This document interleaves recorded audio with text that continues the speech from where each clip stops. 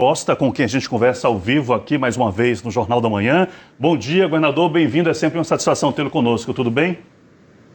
Bom dia, Ricardo, bom dia a todos os amigos aí que acompanham a TV Bahia, é um prazer falar com vocês. Governador, é um decreto estadual, portanto tem vigência para o estado da Bahia como um todo. A gente acaba de ver que em Vitória da Conquista a prefeitura decidiu não seguir essas novas medidas. Os municípios têm esta prerrogativa, esta possibilidade de não acatar essas novas medidas?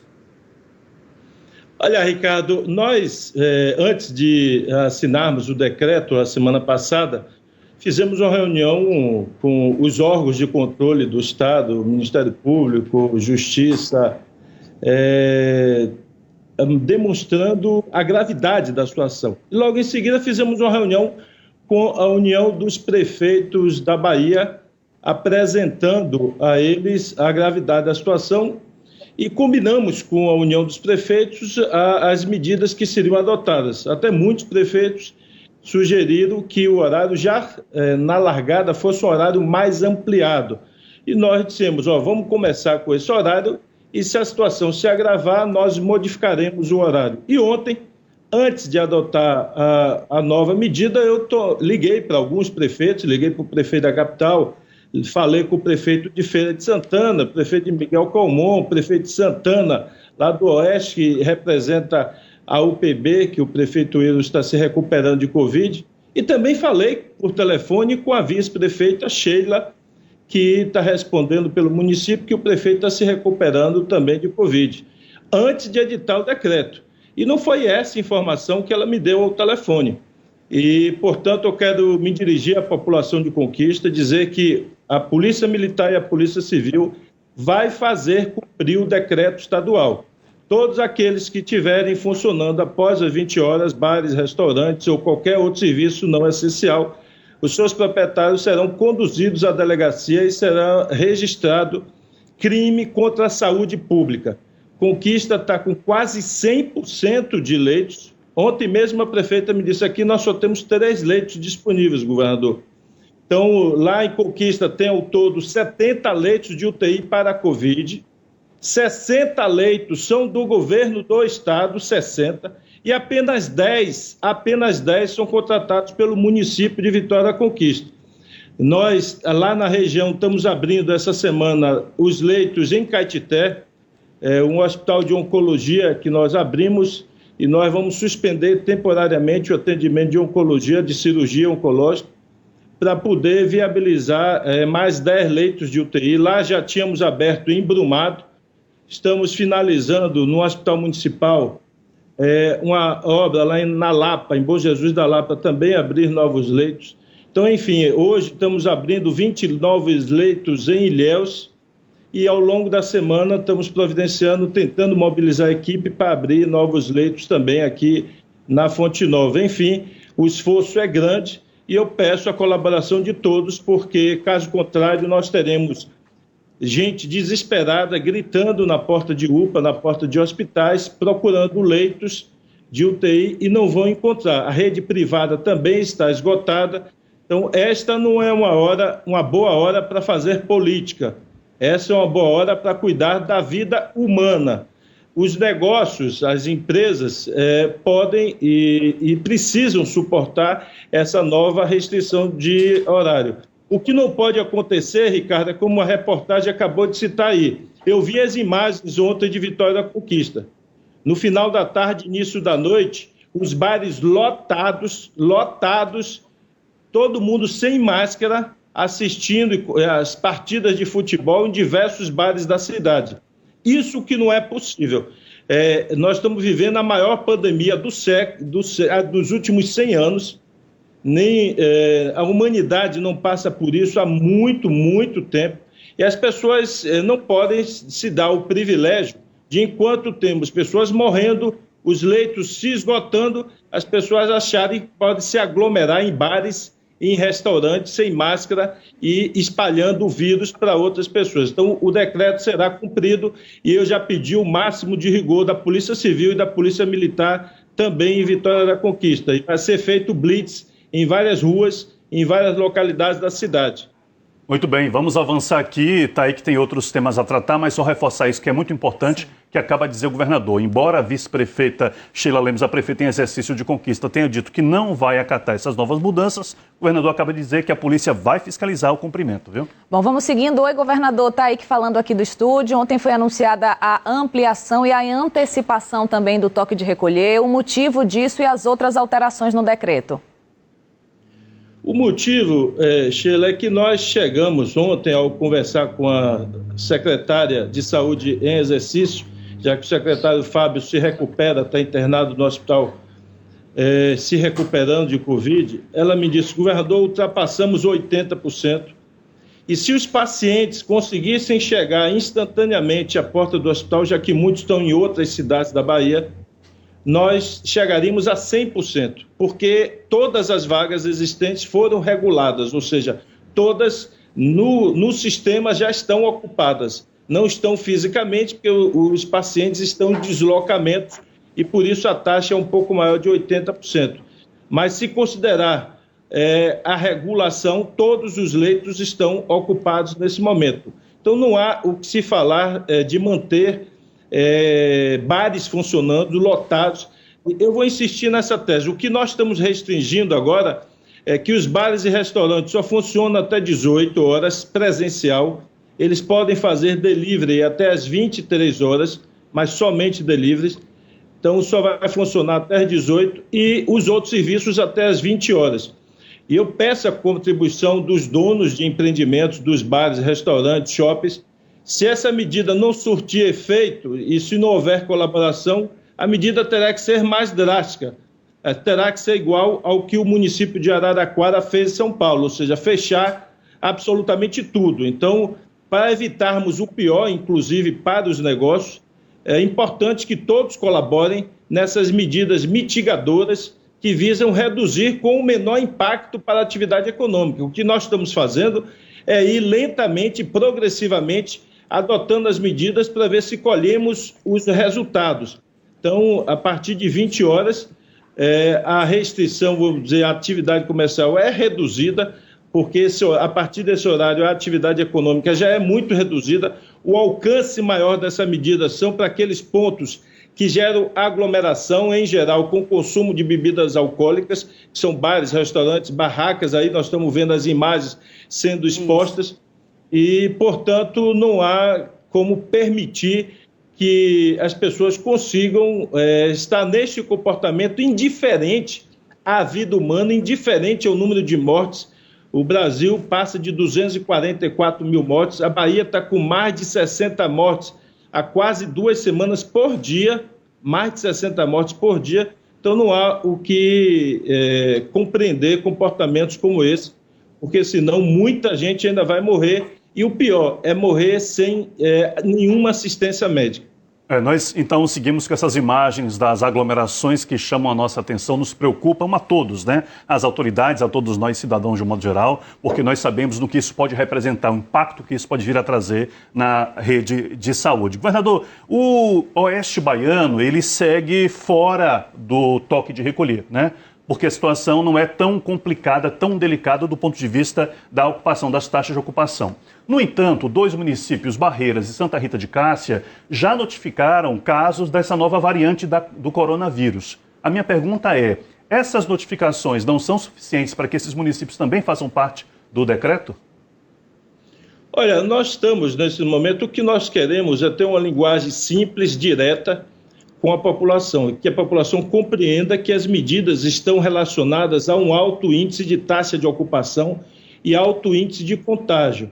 Então, se a gente incluir o oeste da Bahia, nós não estaremos sendo didáticos pedagógicos, ou seja, a população de lá iria perguntar, mas nossas taxas estão baixas, por que adotar também esse padrão aqui? Então, nós estamos monitorando, de fato, tem registro de novas cepas lá, mas as taxas e a contaminação e a procura nas UPAs e nas unidades de emergência continua, graças a Deus, ainda baixa. E o monitoramento é diário, viu, Ricardo? De manhã, de tarde. Então, qualquer sintoma de aumento da procura no Oeste, imediatamente a gente revê o decreto e inclui o Oeste. Mas, por enquanto, nós queremos ter essa mensagem, que as medidas mais duras só são adotadas quando a doença sai do controle. Enquanto a doença está mantida com algum nível de controle, como no Oeste, não há por que adotar essas medidas. A gente quer que as regiões entendam isso e busquem reduzir para patamares iguais a do Oeste. Governador, então o Oeste fica fora, e lembrando que os municípios, né, ali da região de Irecê e Jacobina entram então a partir de agora nessas novas medidas. Bom, não temos como não conversar com o senhor e falar sobre vacinação. Nesse ritmo que vai a chegada das próximas doses, né, previstas para amanhã, como acabou de dizer agora há pouco o secretário municipal Léo Prates, vagaroso, lento, inclusive o próprio secretário estadual de saúde, Fábio Vilas Boas, fez uma estimativa que a gente demoraria 4 anos, em uma entrevista que ele deu ao Correio da Bahia, para vacinar todos os baianos. Como é que está a situação hoje da vacina aqui no estado? Olha, como o secretário Léo disse, infelizmente as vacinas chegam a conta-gotas. O ministro apresentou um planejamento, mas esse planejamento está com previsão de lotes de vacina, algumas que os laboratórios não garantem a quantidade e o prazo. Outras, sequer o Brasil tem contrato. Lá no cronograma tem a vacina indiana, tem a vacina russa, Sputnik, e que o Ministério ainda sequer tem contrato e a Anvisa sequer aprovou. E eu quero aqui aproveitar essa oportunidade para compartilhar com todos os baianos. Eu não consigo entender e eu quero chamar cada baiano e cada baiano à reflexão. O porquê desse comportamento da Anvisa. Qual o sentido que tem vacinas como a vacina Pfizer, como a vacina da Moderna, que já tem aprovação na Europa, já tem aprovação nos Estados Unidos, elas já estão sendo aplicadas largamente em todos os países europeus, já estão sendo aplicadas nos Estados Unidos. Por que a Anvisa, com má vontade, com burocracia, com falta de sensibilidade à vida humana, não aprova essas vacinas? Nós precisamos ter mais opções, um leque maior de vacinas. Então, a Anvisa e o governo federal seguem demonstrando total insensibilidade com a vida humana, total insensibilidade com a tragédia que alcança não só a Bahia. O Rio Grande do Sul está completamente lotado, os hospitais, eu vi a matéria, vi o governador falando, o Ceará, o Rio Grande do Norte, Piauí, o centro-oeste do Brasil. Então, a catástrofe se alastra pelo Brasil e a Anvisa e o governo federal ficam insensíveis e não tomam providências para que nós tenhamos lotes maiores de vacina. Nós estamos buscando contatos com os laboratórios para que os estados possam adquirir e tentar, junto ao STF, uma autorização especial para a aplicação dessas vacinas. O Brasil não pode ficar refém da Anvisa e não pode assistir paralisado a morte de milhares de pessoas de forma desnecessária. Então, eu estou perguntando quantas mortes ainda serão necessárias para haver alguma sensibilização da Anvisa, a Agência de Vigilância Sanitária do Brasil. A pressão é grande, governador, tanto que hoje o presidente do Congresso, Rodrigo Pacheco, se reúne com representantes de algumas dessas farmacêuticas, até para tentar ver quais são os entraves burocráticos que ainda existem com relação a essa aprovação. Mas eu quero avançar para falar sobre a ocupação dos leitos, governador, em nosso estado. No levantamento que fizemos junto ao nosso portal G1, com base nos dados da CESAB, aponta que hoje nós temos mais leitos de UTI funcionando em nosso estado. 1.139 contra 913 do pico da pandemia lá atrás, em junho e julho. No entanto, no total de leitos clínicos de UTI, nós temos menos do que tivemos lá atrás. Temos hoje 2.176 contra 2.283 de 2020. A minha pergunta é: quando é que teremos novamente aquela estrutura do ano passado, do momento mais delicado, e com relação à abertura da Hospital de Campanha da Arena Fonte Nova? Olha, Ricardo, ao longo dos meses e do período de pandemia, muito se aprendeu com essa doença. E há uma característica, Ricardo, desta doença, nesse período, com essas novas cepas, que os pacientes estão agravando muito mais rápido e eles estão precisando mais de leitos de UTI. O volume de leitos disponibilizados hoje de UTI, como você bem disse, é maior, é bom isso ficar claro para a população, é maior do que o disponibilizado no pico da pandemia em julho do ano passado. E com os leitos que serão abertos essa semana, eu já citei Ilhéus, serão 20 leitos, Caetité, a Fonte Nova, que nós estamos mobilizando o pessoal, e estamos buscando abrir também em Ceabra mais leitos. Enfim, estamos abrindo todos os leitos possíveis, o número ficará ainda maior de UTIs. O número de leitos clínicos, eles inclusive têm uma taxa de ocupação menor, e eles servem muito mais para servir de retaguarda aos leitos de UTI. Então, por exemplo, quando nós formos abrir a Fonte Nova, teremos uma quantidade, a metade dos leitos de UTI será aberto de leito clínico, que é para servir de retaguarda. Então, essa nova fase da doença está exigindo menos leitos clínicos e mais leitos de UTI, ou seja, os pacientes estão ficando em estado mais grave. Por isso, essa composição maior de leitos de UTI e um pouco menor de leitos clínicos. Governador, o pessoal participando aqui com perguntas, a pergunta agora é a seguinte: se o delivery de alimentos vai funcionar até às 11 horas da noite, como é que será o transporte de quem trabalha produzindo esses alimentos? Já que o transporte provavelmente será encerrado às 8h30 até às 9 da noite. Olha, dialogando com os prefeitos ontem, inclusive, eles afirmaram que os restaurantes que optarem por isso, não é obrigatório, cada restaurante pode optar ou não por fazer delivery. Aqueles que optarem por fazer delivery terão a obrigação de colocar transporte individual e particular para seus funcionários. Então, essa é uma obrigação do restaurante que optar por fazer entrega delivery. Ele tem que depois garantir o transporte para que as pessoas que ficaram trabalhando possam ir para suas residências. Bom, eu agradeço aqui mais uma vez ao governador Rui Costa por nos atender logo cedo, trazendo essas informações sobre as mudanças no toque de recolher. Boa sorte aí, governador. É mais uma semana que começa, com muitos desafios para o Estado como um todo. Bom trabalho para o senhor, tá? Bom dia, governador. Bom dia, eu agradeço. Eu quero finalizar deixando um apelo à população. Vamos usar máscara, é importante o uso da máscara. Eu percebo que muita gente, infelizmente, abandonou o uso da máscara na rua. A máscara, além das medidas restritivas, pode e contribuir muito com a redução do contágio. Então, por favor, só saia de casa com máscara e higienize a mão e vamos tomar os cuidados para que a gente possa, com a vacina, logo, logo voltar à normalidade, se Deus quiser. Muito obrigado. Obrigado, bom dia. Senhor. Vamos lá. É isso, tá aí que a gente segue aqui com outros assuntos. Eu quero falar agora com a Adriana Oliveira, é isso? Eu acho que a Adriana Oliveira está posicionada ali para conversar com a gente. Eu estou vendo, vem para cá, eu estou vendo a Adriana Oliveira, o pessoal fazendo uma limpeza, uma higienização aí. Você está em que ponto da cidade?